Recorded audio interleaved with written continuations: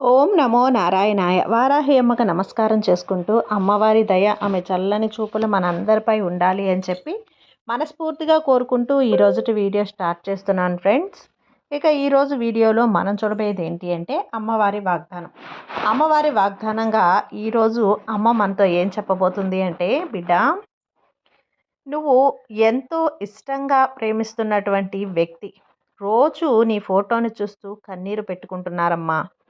చాలా చాలా బాధపడుతున్నాడు కూడా. అది ఎవరు? ఎందుకు నీకోసం బాధపడుతున్నారు అని తెలుసుకోవాలంటే అమ్మవారి వాగ్దానాన్ని వినాలి. అమ్మవారి వాగ్దానాన్ని వినే ముందుగా మన ఛానల్ని కనుక ఎవరైనా కొత్తగా చూస్తూ ఉన్నట్లయితే ప్లీజ్ సబ్స్క్రైబ్ చేసుకోండి ఫ్రెండ్స్. వీడియో నచ్చితే కనుక లైక్ చేయండి, షేర్ చేయండి, కామెంట్ చేయండి. ఇక వీడియోలోకి వెళ్ళబోయే ముందుగా ఒక్కసారి మనకు బాగా తెలిసినటువంటి గురువుగారండి, శ్రీ వారాహి అమ్మవారి ఆశీస్సులతో జ్యోతిష్యం చెప్తున్నారు గురూజీ సుబ్రహ్మణ్యం రాజు గారు. నెంబర్ 1 వశీకరణ స్పెషలిస్ట్ గురూజీ సుబ్రహ్మణ్యం రాజు గారు. Contact number 7075662225. ఈ గురువుగారు చెప్పింది చెప్పినట్లుగా జరిగింది.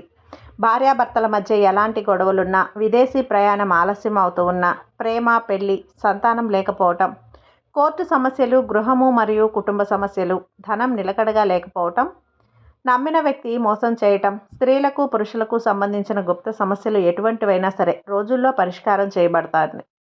మీరు ఎంతోమంది దగ్గర జ్యోతిష్యం చెప్పించుకొని పరిష్కారాలు చేయించుకొని నిరాశ చెంది ఉన్నట్లయితే ఒక్కసారి ఆదికొండ దేవతలైన కోయరాజు గారికి కాల్ చేయండి.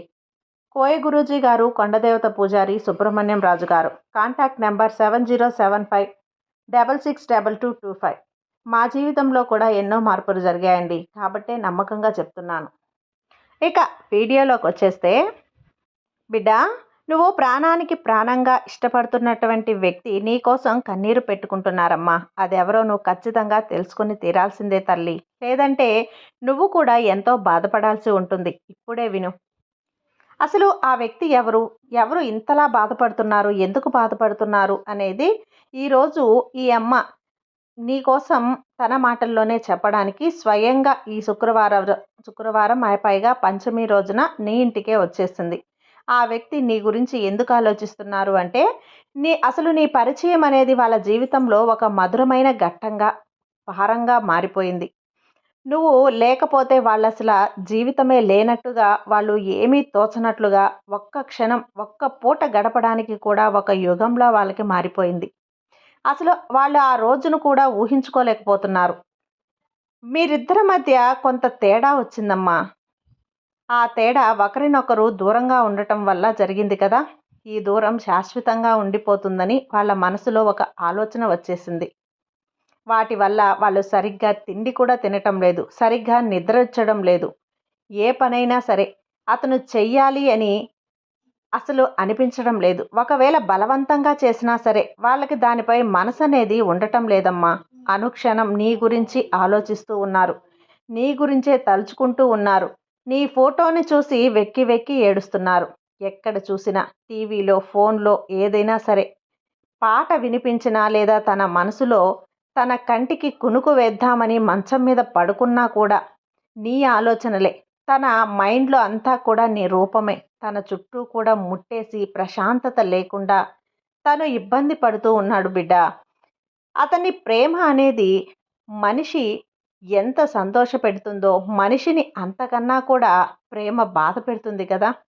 ఎవరికైతే ఈ ప్రేమను దక్కించుకునే అదృష్టం ఉంటుంది చెప్పు? వాళ్ళు నిజమైన అదృష్టవంతులు.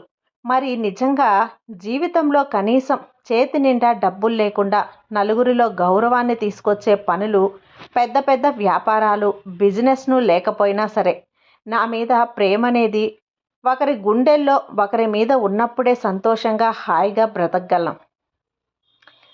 నీకంటూ ఒకరు ఉన్నారు, నీకు ఒకరు ఇష్టపడుతున్నారు అని నీకు తెలిసినప్పుడు నువ్వు ఎంతో హాయిగా ఉండగలవు. అలా అని నీకంటూ చెప్పుకోలేని ఒక ధైర్యం, నీలో ఏదో తెలియని సంతోషం, ఇలా అన్నీ నీకు వచ్చేస్తాయి. అవును కదా, నిజమే కదా నేను చెప్పింది. అలా కాకుండా ఎప్పుడైతే ప్రేమ లేని జీవితం నీకు కలుగుతుందో, ఒకరి మధ్య ఒకరికి గొడవలు వచ్చి అసూయపడి నచ్చకపోవటం, జీవితం సగం గడిచిపోయింది. కాబట్టి బిడ్డ, అతను నీ గురించి ఎంతలా ఆలోచిస్తున్నాడు అంటే, అతను నిన్ను గుర్తు చేసుకుంటున్నాడంటే అతను పదే పదే నిన్ను తెలుసుకుంటున్నారు అంటే కాబట్టి నీ ఎడబాటుని తను అంగీకరించలేకపోతున్నాడు. తన మనసు ఏమాత్రం కూడా సహకరించడం లేదు. ఎప్పుడూ కూడా ఎంత బిజీగా ఉన్నా సరే, ఎప్పుడు నీ ఆలోచనలనేది అతని చుట్టూ కూడా తిరుగుతూ ఉన్నాయి. ఎప్పటికప్పుడు ఆలోచనలే, నీ ఆలోచనలే, నీ మాటలే. నువ్వు తనకి ఏదైతే తనతో గడిపిన క్షణాలు, నీ మాటలు అనుక్షణం వాళ్ళకి ఇవే గుర్తొస్తూ ఉన్నాయి. నువ్వు చాలా అంటే చాలా అదృష్టవంతురాలివమ్మా. నీకంటూ నిన్ను ప్రేమించే వ్యక్తి ఒకరు ఉన్నారు అంటే కొంతమందికి ఆ ప్రేమ అనేది పెదవుల మీద చూపించడం అస్సలు రాదు. మనసు నిండా ప్రేమ ఉన్నప్పటికీ కూడా పైగా కోపంగా, ఆవేశంగా, ఒక శత్రువుల లాగా వాళ్ళు నీతో ప్రవర్తిస్తూ ఉంటారు. కానీ మనసులో ప్రేమ అనేది అలానే ఉంటుంది. అవతలి వారు కూడా మనిషిని అర్థం చేసుకొని తన జీవన శైలి మార్చుకునే ప్రయత్నం చేస్తే జీవితం సరదాగా ఆనందంగా ఉంటుంది. ఇలా చూడమ్మా, మీ ఇద్దరి మధ్య ఎడబాటు అనేది ఎప్పటికీ కూడా ఉండదు. ఇప్పుడు ఉన్నా కానీ ఆ ఎడబాటు అనేది కొంతకాలమే ఉంటుంది. అంటే ఆ కొంతకాలం కూడా నువ్వు ఎంత గుండె నిబ్బరం చేసుకొని నీకున్నంత ధైర్యం అనేది నింపుకొని తను ఉండలేకపోతున్నాడు నీలాగా. నిజానికి చెప్పాలంటే ఆడవాళ్ళకంటే మగవాళ్ళకి ధైర్యం ఎక్కువ అని చెప్పి సహజంగా చెప్తూ ఉంటారు. కానీ కానే కాదు. మగవాళ్ళు ఎంతో గుండె ధైర్యం కలిగిన వాళ్ళు అని అందరూ కూడా అనుకుంటూ ఉంటారు. అది నిజానికి అసలు పొరపాటేనమ్మా. ఎందుకంటే తల్లి, శరీరంలో ఉన్న బలంతో మగవారు ఆడవారి కంటే ఎక్కువ బలం ఉండొచ్చేమో కానీ మానసికంగా చూసుకున్నట్లయితే మగవారి కంటే ఆడవాళ్ళే బలంగా ఉంటారు. ఏదేమైనా సరే వాళ్ళంటే ఆడవాళ్ళు ఏదైనా సరే వెంటనే జీర్ణించుకోగలరు. నీ ఏ బాధ వచ్చినా సరే ఆ బాధను పూర్తిగా దిగమింగి ఆ తర్వాత వాళ్ళు ఏం చేయాలి అని చెప్పి ముందు ఆలోచన చేస్తూ ఉంటారు. తన కుటుంబం శ్రేయస్సు కోసం, తన బాధని, తన సంతానం కోసం ఎప్పటికప్పుడు ముఖంలో కనిపించనీయకుండా వాయిదాలు వేసుకొని ఎప్పటికప్పుడు జీవితంలో సంతోషంగా గడపడం కోసం, ఆనందంగా ఉండడం కోసం వారి వంతు ప్రయత్నం అనేది వాళ్ళు చేస్తూనే ఉన్నారు. నిజానికి ఎప్పుడైనా సరే మగవారిని గమనించినట్లయితే ఆ బాధను ఎలా మారిపోవాలో తెలియక ఒంటరిగా కుమిలిపోతూ ఉంటారు. ఎక్కువగా నిద్రిస్తూ ఉంటారు. అప్పుడే చెడు అలవాట్లకు బానిస అవుతూ ఉంటారు. మానసికంగా ఆడవాళ్ళ కంటే మగవాళ్ళు చాలా చాలా బలహీనంగా ఉంటారు. కాబట్టి మగవాళ్ళు చాలా బలమైన వారు, ఏదైనా తట్టుకోగలవారు. మగవారికి అసలు ప్రేమ లేదు. వారి యొక్క స్వార్థాన్ని వాళ్ళు చూసుకుంటారు. మగవాళ్ళు మూర్ఖులని చెప్పి ఎంతోమంది ఎన్నోసార్లు భావిస్తూ ఉన్నారు కదా. అది ముమ్మాటికి కూడా అబద్ధమే బిడ్డ. అవునమ్మా. ఎందుకంటే నిజానికి వారి మనసు అనేది వెన్నపూస లాంటిది. ఇప్పుడు నీ జీవితంలో ఉన్న ఒక పెద్ద వ్యక్తి మనసు కూడా అలానే ఉంది. అలానే ఆలోచిస్తుంది. నీకు ఎలాంటి బాధ అనేది కలగకుండా నువ్వు ఎప్పుడు కూడా సంతోషంగా ఉండాలి అని చెప్పి నిన్ను ఏ కారణంగా కూడా వాళ్ళు ఇబ్బంది పెట్టకూడదు, వాళ్ళు కారణంగా నువ్వు బాధపడకూడదు అని ఏదైనా సాయం కావాలంటే తను వెంటనే అడుగు ముందుకు వెయ్యాలి. ఇది నువ్వు ఖచ్చితంగా తెలుసుకొని తీరాలి. ఈరోజు శుక్రవారం, ప్రతి విషయంలో కూడా తను నీ మీద ఒక కేరింగ్ అయితే చూపిస్తూ ఉంటుంది.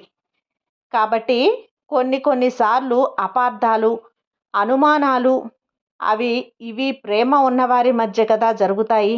ఈ శుక్రవారం రోజున మీ పంతం ఒకటిగా ముడిపడి ఉండాలి అంటే నువ్వు ఖచ్చితంగా వారాహి అమ్మవారిని పూజించి అమ్మవారికి ఖచ్చితంగా ఒక మంత్రం అనేది ఒక 11 సార్లు 21 సార్లు చెప్పుకోవడం అయితే ఖచ్చితంగా చెయ్యి.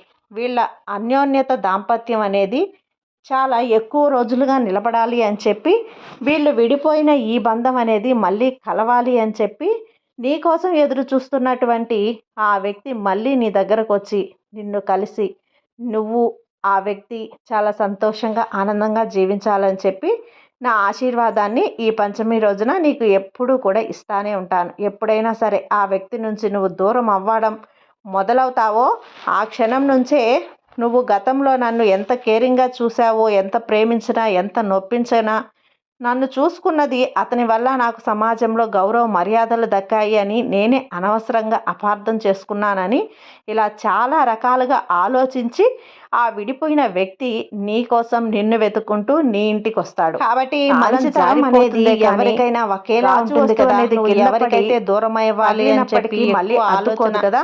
నీ మనసుని పాడు చేసుకోకు. మునపటిలా నీ మనసులో ఎప్పుడు ఉండగలదా చేసేది కరెక్ట్ అని నీకు అనిపిస్తుందో అది మాత్రమే చెయ్యి. నువ్వు నన్ను మనసు పెట్టి తల్లి ఆలోచించు. ఎప్పుడు కూడా నువ్వు నాకంటే చారక ముందే జీవితంలో నీ జీవితంలో ఏదైనా సాధించాలేదు అంటే అందరి అనేది అసలు మంచిది కాదమ్మా. ఇలా ఉంటాయి. ఎప్పుడైనా కొంతమంది ద్వేషాన్ని వెంటనే చూపించి కన్నీరు మనసులో ఉన్న అభిప్రాయాలను చాలా తేలిగ్గా బయటపెడతారని క్షమించాల్సింది. సున్నితంగా నిదానంగా మాట్లాడతారు. ఖచ్చితంగా నువ్వు క్షమించి చిరాగ్గా అరుస్తూ ఉంటారైనా సరే ఖచ్చితంగా సున్నితంగా చెప్పే వాళ్ళే ఈ మోసం చేయరని కాదు. ఆనందం అనేది నటించే వారే మోసం చేస్తారని కూడా ఏ విధంగా అయితే ఇక్కడ వారిలో నీకున్న అనుబంధం ద్వారా ప్రేమ ఆ విధంగా అయితే ద్వారా పరిచయం తద్వారా వారిలో నీకున్న సంబంధం వీటన్నింటినీ చెప్పి వాళ్ళు నీకు ఎప్పటికప్పుడు ఎలాంటివి అని చెప్పి అంటే నీకు ఎలాంటి మాటలు చెబుతున్నారో మీకు తెలిసింది కదా.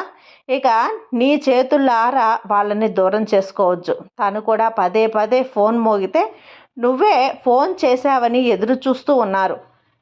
అదే రకంగా ఏదైనా మెసేజ్ కానీ వస్తే నీ దగ్గర నుంచి నీ కోసం ఎదురు చూస్తూ ఉన్నారు.